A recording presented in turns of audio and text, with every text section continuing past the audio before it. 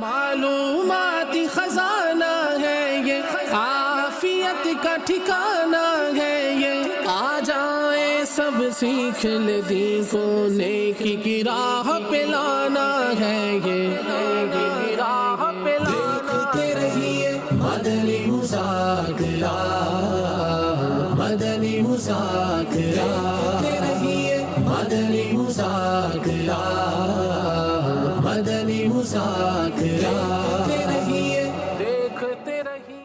الحمدللہ رب العالمین، والصلاة والسلام علی خاتم النبیین، اما بعد فاعوذ باللہ من الشیطان الرجیم، بسم اللہ الرحمن الرحیم، الصلاة والسلام علیک یا رسول اللہ،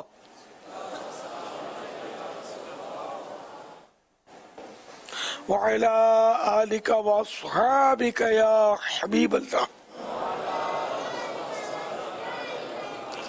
الصلاة والسلام عليك يا نبي الله،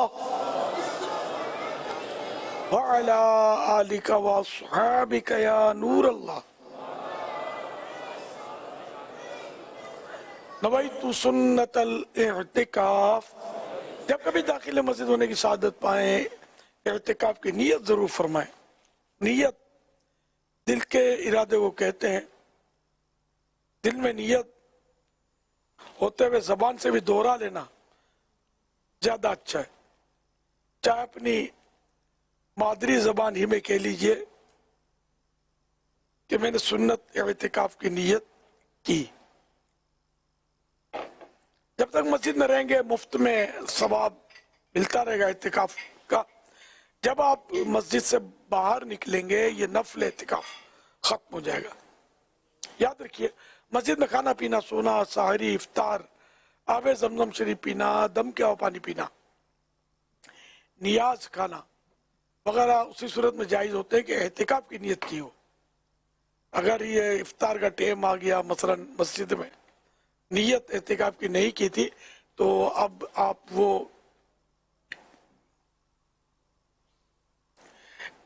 مسجد میں افطار نہیں کر سکیں گے۔ ہاں، اعتکاف کی نیت کر لیجئے، اب بے شک آپ افطار کر لیجئے۔ مناسب طریقہ یہ ہے کہ اعتکاف کی نیت کر لیں، پھر یعنی ثواب کے لیے، کھانے پینے کے لیے، اللہ کی رضا کے لیے، ثواب کے لیے اعتکاف کی نیت کریں، اور کچھ ذکر و درود کر لیں، چاہیں تو 12 مرتبہ درود شریف پڑھ لیں۔ اب بھلے کھائیں پییں۔ صلو علی الحبیب صلی اللہ علی محمد۔ اللہ کریم نے حضرت سیدنا موسیٰ کلیم اللہ علی نبینا علیہ الصلوۃ والسلام پر وحی نازل فرمائی۔ اے موسیٰ، کیا تم چاہتے ہو کہ جس قدر تمہارا کلام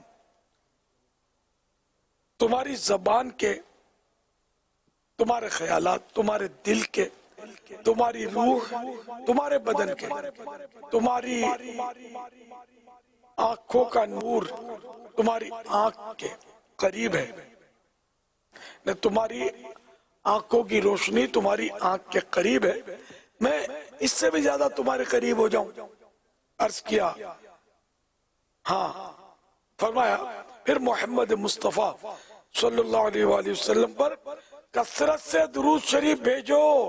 صلو علی الحبیب صلی اللہ علی محمد۔ یا قرب سے مراد کے قریب ہو جاؤں، تو اس سے مراد یہ کہ عزت و کرامت کی نزدیکی، یعنی اللہ پاک بندے کو اپنی بارگاہ میں قرب عطا فرماتا ہے اور اپنی عنایت سے اپنی طرف متوجہ کر لیتا ہے۔ صلو علی الحبیب صلی اللہ علی محمد۔ نوح و خلیل و موسیٰ و عیسیٰ سب کا ہے آقا نام محمد، پائی مرادیں دونوں جہاں میں جس نے پکارا نام محمد، دونوں جہاں میں دنیا و دین میں ہے ایک وسیلہ نام محمد صلی اللہ علیہ وآلہ وسلم۔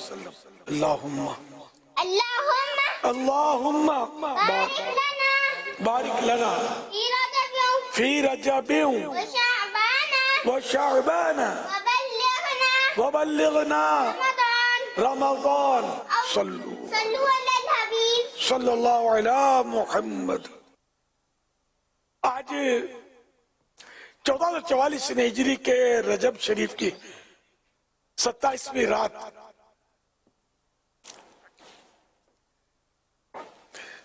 جشن معراج النبی صلی اللہ علیہ وسلم منانے کے لیے کثیر عاشقان رسول عالمی مدنی مرکز فیضان مدینہ میں جمع ہوئے.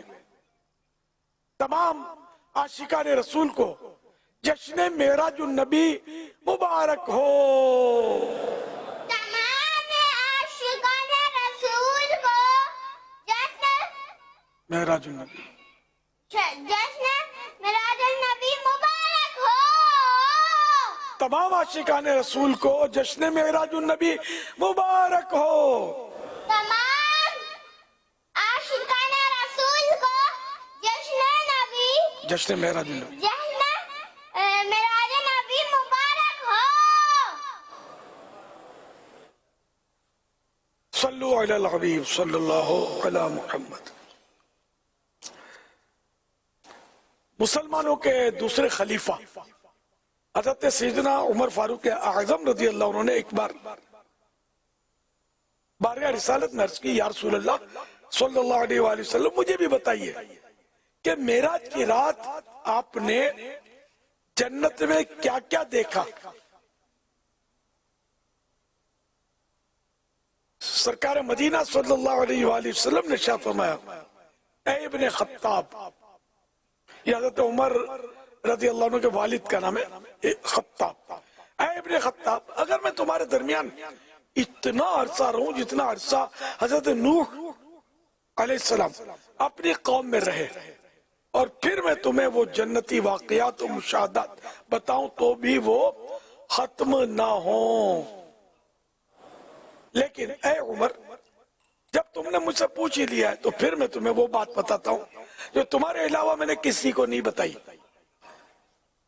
میں نے جنت میں ایک ایسا عالیشان محل پیلیس دیکھا جس کی چوکھٹ جنتی زمین کے نیچے اور اس کا اوپر والا حصہ عرش کے درمیان میں تھا.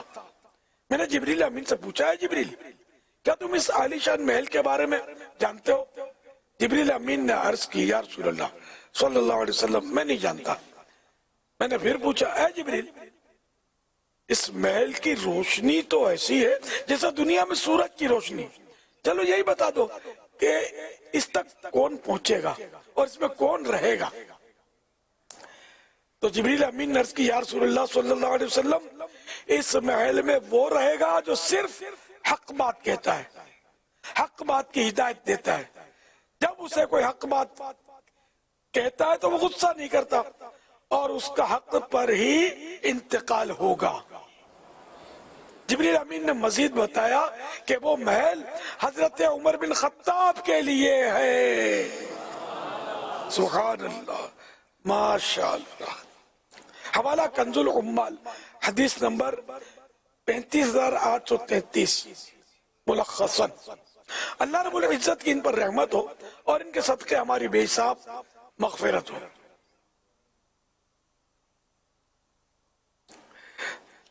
تو اے عاشقان رسول، اے عاشقان معراج، آج 1444 ہجری کے رجب شریف کی 27ویں رات اللہ پاک نے ایک بار جیتے جی پھر نصیب کی. بڑی برکت والی رات ہے یہ. ابھی بیان کیے گئے واقعے میں جہاں مسلمانوں کے دوسرے خلیفہ عمر فاروق اعظم رضی اللہ عنہ کی شان با کمال کا بیان ہوا، وہیں اللہ پاک کے پیارے پیارے آخری نبی مکی مدنی محمد عربی صلی اللہ علیہ وسلم کی جنت کی سیر کا بھی بیان ہے. سفر معراج میرے پیارے پیارے آقا نبیوں کے سرتاج صلی اللہ علیہ وسلم کا عظیم الشان معجزہ کہ آپ صلی اللہ علیہ وسلم رات کے کچھ حصے میں مکہ مکرمہ سے بیت المقدس اور پھر وہاں سے ساتوں آسمان اور جنت و جہنم کا مشاہدہ، یعنی اس کو دیکھنا اور دیدار الہی کر کے واپس تشریف لے آئے.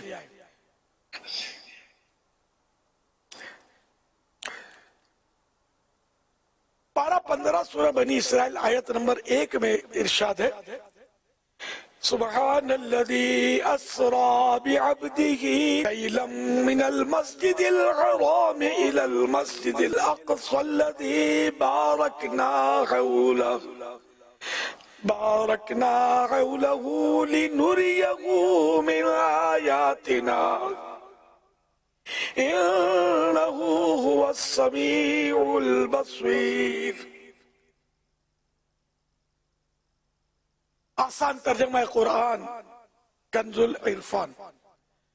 پاک ہے وہ ذات جس نے اپنے خاص بندے کو رات کے کچھ حصے میں مسجد حرام سے مسجد اقصی تک سیر کرائی، جس کے ارد گرد ہم نے برکتیں رکھی ہے تاکہ ہم اسے اپنی عظیم نشانیاں دکھائیں. بے شک وہی سننے والا دیکھنے والا ہے. اے عاشقان معراج، سفر معراج کے 3 حصے ہیں. نمبر 1 اسرا، نمبر 2 معراج، اور نمبر 3 اعراج یا عروج یعنی بلندی. پہلا حصہ اسرا قرآن کریم کی نص قطعی سے ثابت ہے جو ابھی آیت مبارکہ میں بیان ہوا.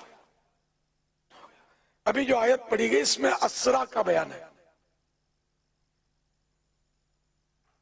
حضرت علامہ مولانا سید محمد نعیم الدین مراد آبادی رحمت اللہ علیہ اس آیت مبارکہ کے تحت فرماتے ہیں 27 رجب کو معراج ہوئی. مکہ مکرمہ سے حضور پرنور صلی اللہ علیہ وسلم کا بیت المقدس تک شب یعنی رات کے چھوٹے حصے میں تشریف لے جانا نص قرآنی قرآن کی دلیل سے ثابت ہے. اس کا منکر یعنی انکار کرنے والا کافر ہے.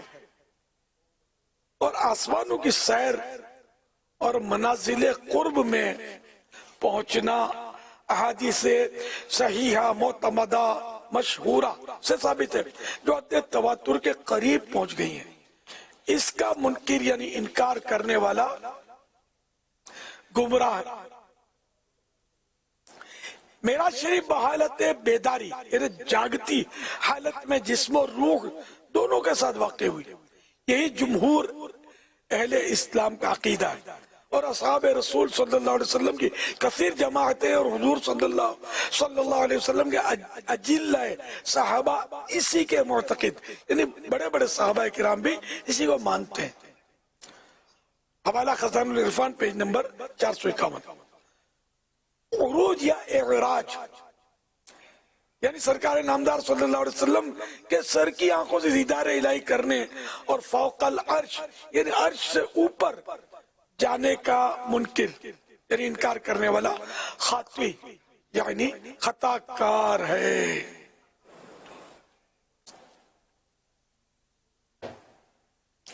ہے صف آرا سب حور و ملک اور غلما خلد سجاتے ہیں. ایک دھوم ہے عرش اعظم پر مہمان خدا کے آتے ہیں. یہ عز و جلال اللہ اللہ، یہ عوج و کمال اللہ اللہ، یہ حسن و جمال اللہ اللہ. معراج کو دولہا جاتے ہیں. معراج کے دولہا مکی مدنی مصطفیٰ صلی اللہ علیہ وسلم نے معراج کی رات چند بلند و بالا محلات دیکھے. پوچھنے پر حضرت جبریل امین نے عرض کیا کہ یہ غصہ پینے والوں اور لوگوں سے عفو درگزر کرنے والوں لوگوں کو معاف کر دینے والوں کے لیے ہیں اور اللہ پاک احسان کرنے والوں کو پسند فرماتا ہے. ہمارا مسند الفردوس جلد 2 پیج نمبر 255 حدیث پاک نمبر 3188. اے عاشقان معراج، اے عاشقان رسول، اے عاشقان صحابہ اہل بیت، اے عاشقان اولیاء، سامنے والا سخت ناپسندیدہ کام یا بات کر دے، ایسے میں طاقت ہونے کے باوجود مار دھاڑ یا ڈانٹ ڈپٹ یا جھاڑ جھپٹ کا مظاہرہ کرنے کے بجائے معاف کر دینا چاہیے، کہ یہ معاف کر دینا بڑے ثواب کا کام ہے، کہ رضا الہی کے لیے، اللہ کو خوش کرنے کے لیے غصہ پینے والے، معاف کرنے والے کو اللہ کریم کی رحمت سے جنت میں اونچے اونچے محل، پیلیس عنایت ہوں گے۔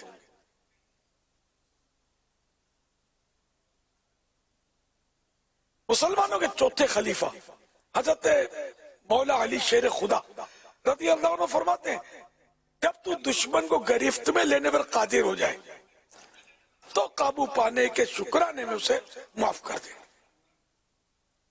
کیا بات ہے!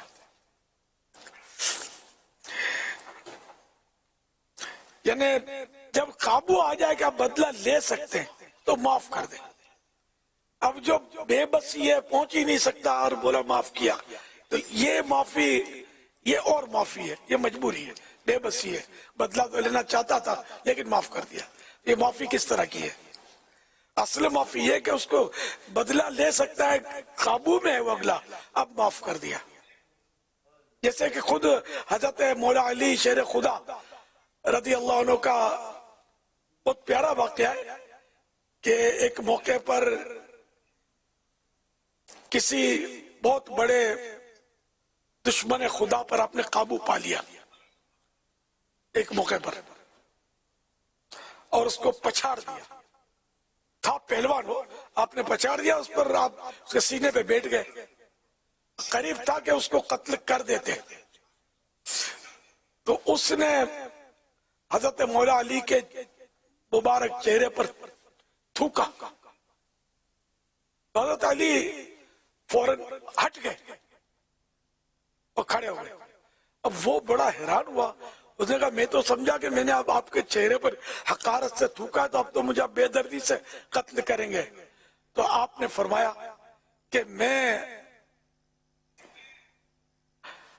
اپنے رب کا شیر ہوں، میں شیر خدا ہوں، اپنے نفس کا شیر نہیں۔ جس وقت میں تجھ پر قابو پا چکا، میں تجھے قتل کرنے لگا تھا، تو اس وقت میں یہ سب کچھ اللہ کے لیے کر رہا تھا، لیکن جب تو نے مجھ پر تھوکا تو اب میرا نفس نے ظاہر ہے کہ نفس تو برنگ اختہ کرے گا، غصہ دلائے گا، تو اب اس لیے میں نے تجھے چھوڑ دیا۔ تو یہ حضرت مولا علی رضی اللہ تعالیٰ عنہ شیر خدا کہ گرفت آ گئی، غصہ آیا، گرفت آ گئی، لیکن معاف کر دیا۔ کیا شان ہے مولا علی کی! حضرت معمر بن راشد بیان کرتے ہیں، ایک شخص نے تابعی بزرگ حضرت سیدنا قتادہ بن دعامہ رحمت اللہ علیہ کے بیٹے کو زوردار تھپڑ مارا، تو بصرے کے قاضی حضرت بلال بن ابو بردہ، قاضی میننگ جج، تو حضرت بصرے کے قاضی یعنی جج حضرت بلال بن ابو بردہ نے تھپڑ مارنے والے اور بصرے کے سرداروں کو بلایا۔ وہ آپ سے اس شخص کی سفارش کرنے لگے جس نے تھپڑ مارا تھا، اس کے لیے سفارش کرنے لگے کہ معاف کر دو۔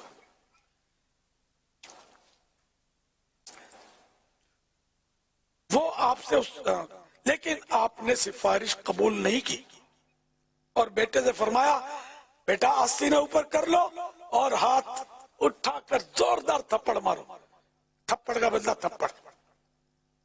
تو بیٹے نے آستینہ اوپر کی اور تھپڑ مارنے کے لیے ہاتھ بلند کیا، یعنی وہ بے بس تھا، گرفت میں آ چکا تھا، قابو میں آ چکا تھا، گرفت میں نہ قابو۔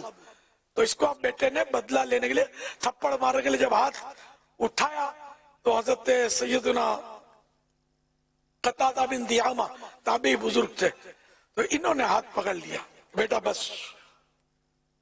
ہم نے اللہ کی رضا کے لیے اسے معاف کیا، کیونکہ کہا جاتا ہے کہ معاف کرنا قدرت کے بعد ہی ہوتا ہے، یعنی جب بدلہ لینے پر قدرت ہو، کنٹرول میں آ جائے اگلا، قدرت ہو کہ آپ بدلہ لے سکتے ہیں، اتنی طاقت ہے، اتنی حیثیت ہے، تو اب معاف کر دیا جائے، کہ اصل معاف کرنا یہ ہے حوالہ اللہ والوں کی باتیں جلد 2 پیج نمبر 519.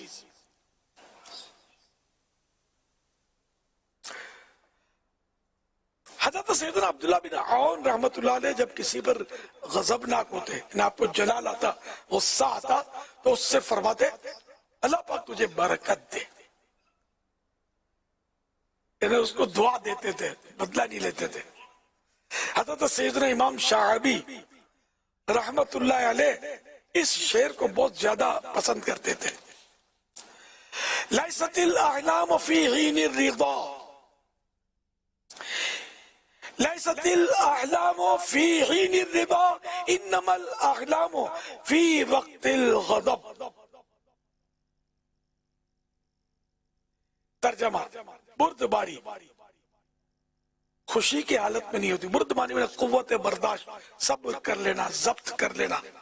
تو بردباری یعنی ضبط کر لینا، برداشت کر لینا خوشی کی حالت میں نہیں ہوتی. خوشی کی حالت میں ایسا نہیں ہوتا، وہ تو غصے کے وقت پتہ چلتا ہے کہ کتنا برداشت کا مادہ ہے، کتنا بندہ صبر کر سکتا ہے. نا ابھی سب ٹھنڈے ٹھنڈے ہیں، سن رہے ہیں، ہے نا، جھوم رہے گا معاف کر دینا چاہیے، بالکل بالکل بالکل.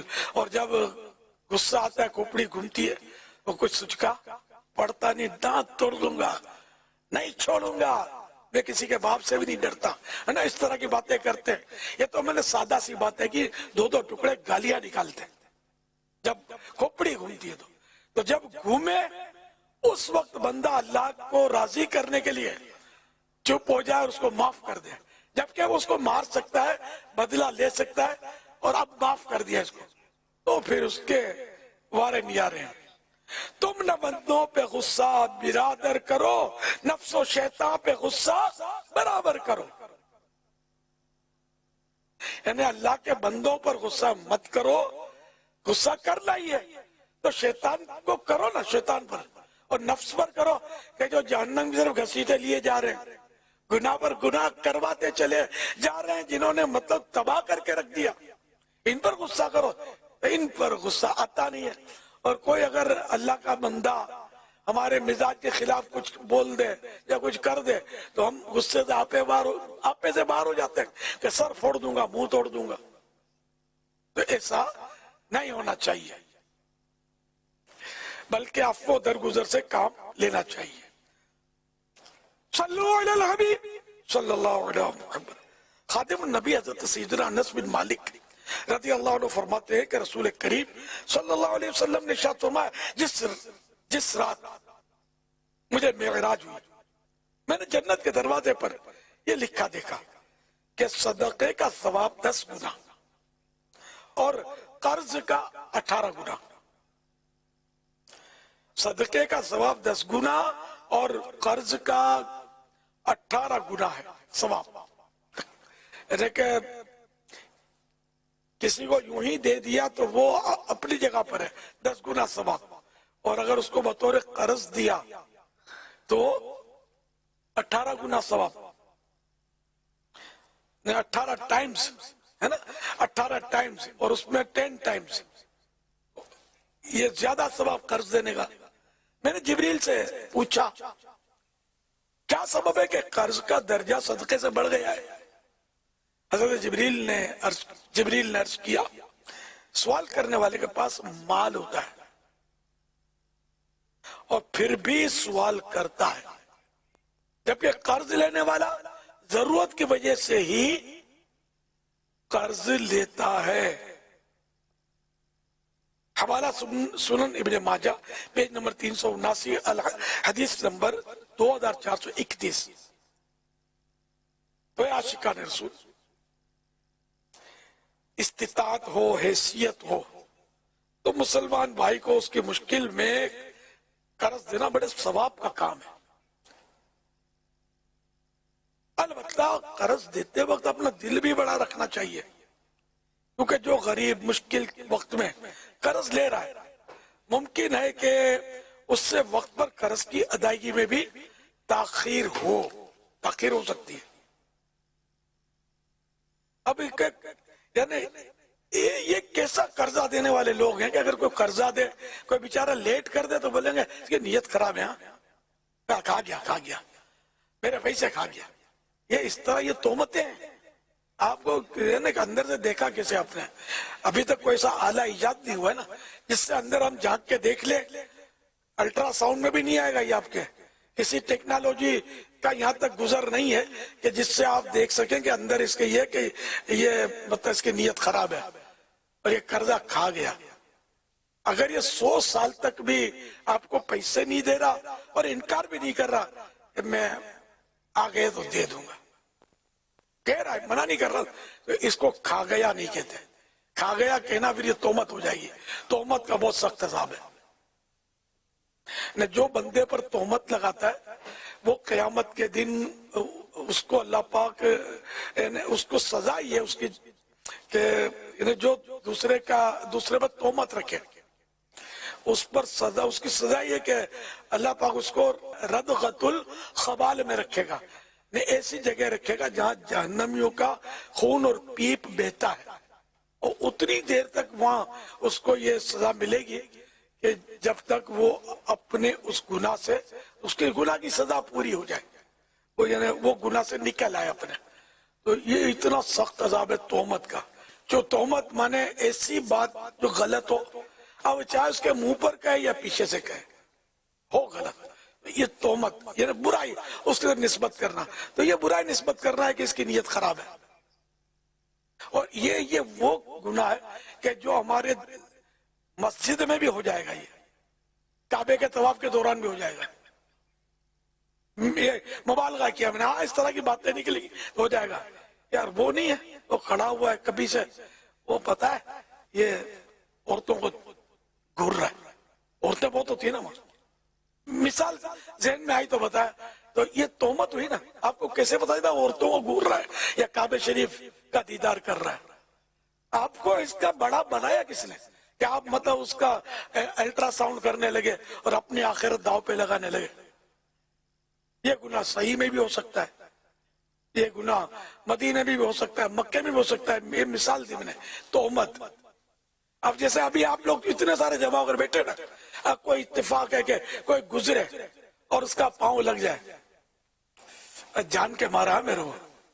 اب اس نے بیچارے نے جان کے نہیں مارا، آپ کے پاس کوئی قرینہ نہیں ہے، کوئی دلیل نہیں ہے کہ اس نے جان کے آپ کو لات ماری ہے. یہ ہوئی نا تہمت. یہ ہوتا ہے نا اس طرح.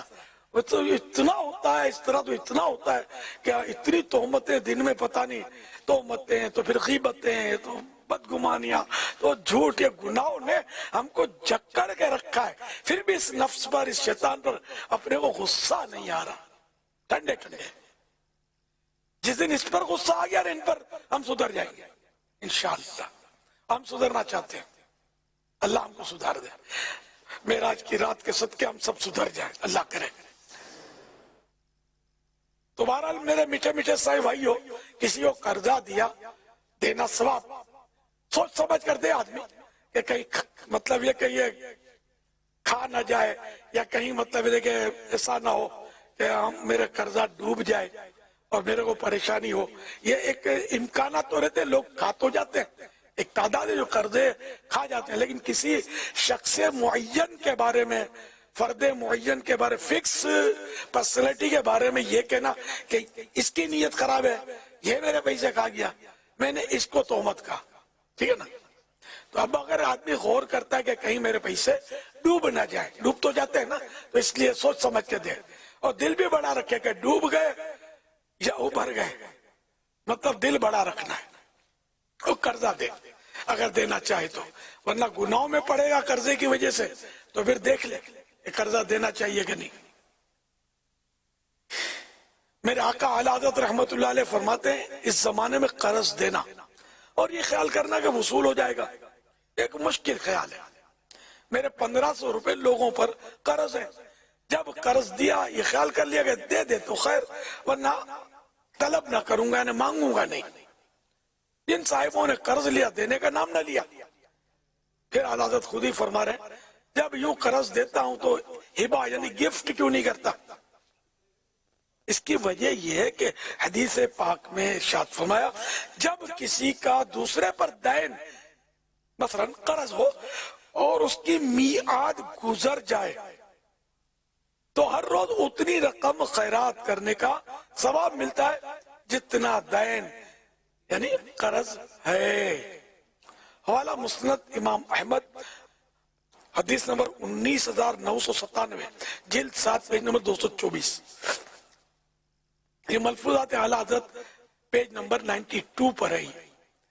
تو یہ کہ یعنی کہ کسی کو قرضہ دیا، مثال کے طور پر ہم نے 1000 روپے کسی کو قرضہ دیا، آج 27ویں رجب ہے اور اس سے طے ہوا کہ پہلی شعبان کو وہ ادا کر دے گا۔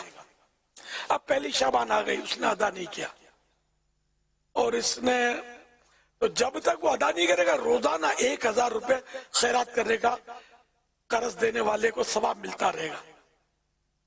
اب اس نے 10 شعبان کو ادا کر دیا تو اب یہ ثواب رک گیا، ہم تو خوش ہو گئے، لیکن ہمارا یہ 1000 روپے روزانہ خرچ کرنے کا راہ خدا میں خیرات کرنے کا ثواب رک گیا۔ تو 15 شعبان کو دیے تو 15 شعبان تک رہا۔ یہ کوئی بھی تمنا نہیں کرتا کہ لیٹ دے، بلکہ یہ جی چاہتا ہے کہ کل کا طے ہوا آج اور ابھی چکا دے تو اچھا ہے۔ حرج نہیں ہے کہ جلدی مطلب مل جائے اس کی خواہش میں، لیکن یہ کہ وہ میں ثواب کی بات کر رہا ہوں۔ تو اعلیٰ حضرت نے تو فرمایا کہ میں نے طے کر لیا تھا، مانگوں گا نہیں، لے گیا دے نہ دے اپنے کو ثواب ملتا رہے گا۔ پھر آگے مزید بھی ہے اس میں کہ میں روزانہ ورنہ اتنا خیرات کرتا 1500 روپے، تو یہ ایک اور بات ہے نا کہ روزانہ آدمی اتنا خیرات کرے، اس وقت کے 1500 آج کے شاید 15 لاکھ بنیں گے۔ ہاں یہ بھی سمجھیے گا کہ ہمارے لیے 1500 کیا، ہوٹل میں گئے کھا پی کر نکلے تو ہو سکتا ہے کہ 1500 کم پڑ جائیں آج کے دور میں، لیکن یہ کہ اس دور میں یہ 1500 بہت بڑے تھے۔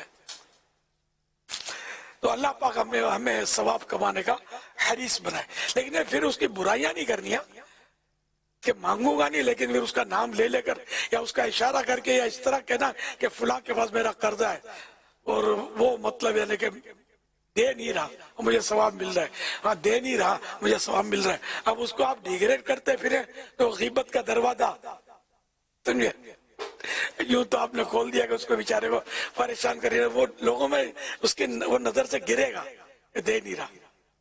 ہاں یہ اگر ہے کہ 100% ہے کہ وہ لوگوں کو بھی پتا ہے کہ بیچارہ مجبور ہے کہ دیوالیہ نکل گیا ہے یا کوئی بھی ایسی اس کے ڈکیتی پڑ گئی، چوری پر بیچارہ یار نہیں دے پا رہا، تو میں نے بھی مطلب یہ کہ لیکن مجھے یہ ثواب مل رہا ہے، وہ ایک طرح اس طرح کا، لیکن ایسی صورت بہت مشکل ہے، ہمارا تو مطلب یہ چلتی رہتی ہے، تو اس سے تو بہتر ہے کہ ہمیں مل جائے تو اچھا تھا کہ یہ بوبڑی کنٹرول میں آ جائے، زبان کنٹرول میں آ جائے کہ مزید گناہ نہ لکھواتی رہے۔ سرور کائنات صلی اللہ علیہ وسلم کا فرمان علی شان ہے، معراج کی رات جب میں جنت میں بیدخ نامی ایک مقام پر پہنچا تو وہاں موتیوں، سبز زبرجد اور سرخ یاقوت کے خیمے یعنی کیمپس دیکھے۔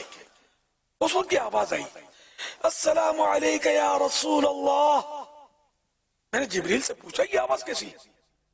عرض کی یہ ان خیموں یعنی ان کیمپس میں بسنے والی پردہ نشین عورتیں ہیں جنہوں نے اپنے پروردگار سے آپ صلی اللہ علیہ وسلم کی خدمت اقدس میں نذرانہ سلام پیش کرنے کی اجازت طلب کی تو انہیں اجازت دے دی گئی۔ اللہ کے پیارے نبی صلی اللہ علیہ وسلم مزید فرماتے ہیں پھر وہ سب حوریں تھیں، پھر وہ سب حوریں مل کر کہنے لگی ہم راضی رہنے والیاں ہیں، کبھی ناراض نہ ہوں گی، اور ہمیشہ رہنے والیاں ہیں، کبھی کوچ نہ کریں گی۔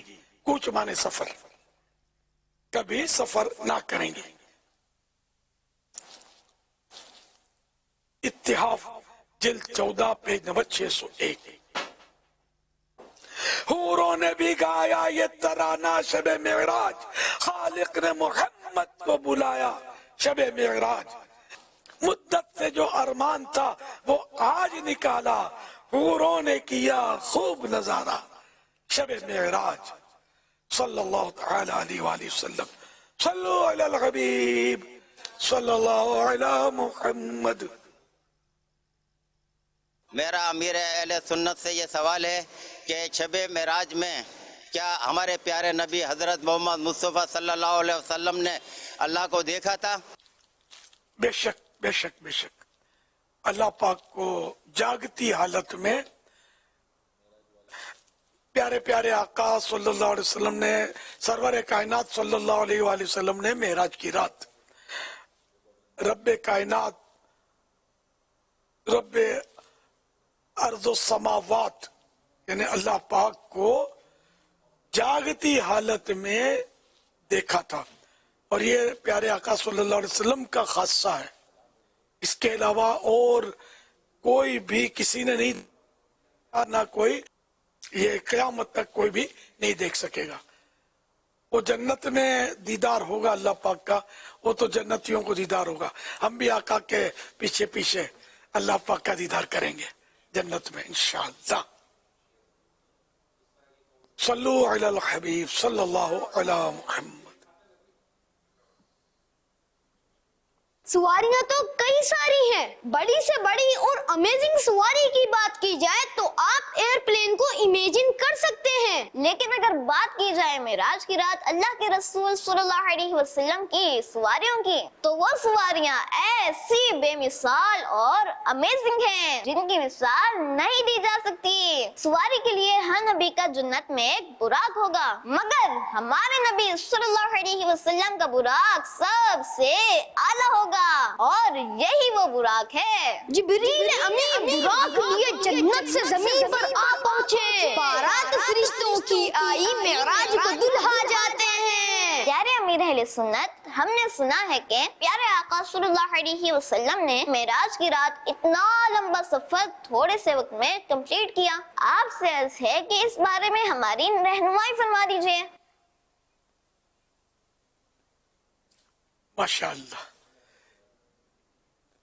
بے شک یہ تو میں نے قرآن کریم کی آیت پڑھی تھی، سبحان الذی اسری بعبدہ لیلا من المسجد الحرام الی المسجد الاقصی.